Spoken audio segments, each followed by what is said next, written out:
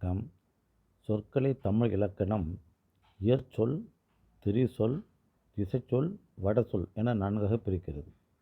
இயற்சொல் என்றால் இயல்பாகவே செந்தமிழில் வழங்கக்கூடிய சொற்கள். இதை தான் நம்ம பெயர், வினை, இடை, உரி என்று பிரிக்கிறோம். திசைச்சொல் அப்படின்னா திசைகள் தோறும் வழங்கக்கூடிய பெயர்கள். வடசொல் அப்படின்னா வடமொழியிலிருந்து பெறப்படக்கூடிய வார்த்தைகள்.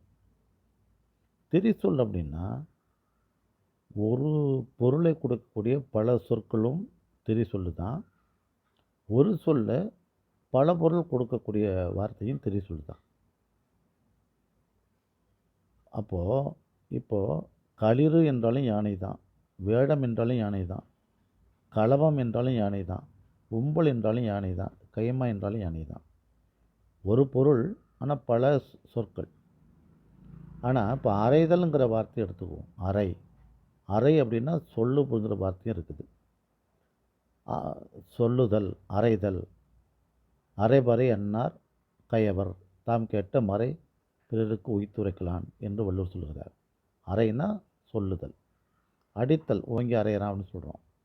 திரை போடுவது கூட அறை தான் பேர். பாதத்துக்கு அறை தான் பேர்.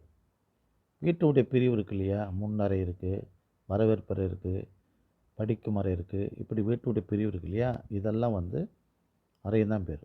இப்போ அறைங்கிற ஒரு வார்த்தைக்கு பல பொருள் இருக்குது. இதுதான் திரிசொல்னு பேர். அப்போ ஒரு பொருளை கொடுக்கக்கூடிய பல சொல்லாக இருந்தாலும் அது திரிசொல் தான். பல பொருளை கொடுக்கக்கூடிய ஒரே ஒரு வார்த்தை இருந்தாலும் அது திரிசொல் தான். நன்றி.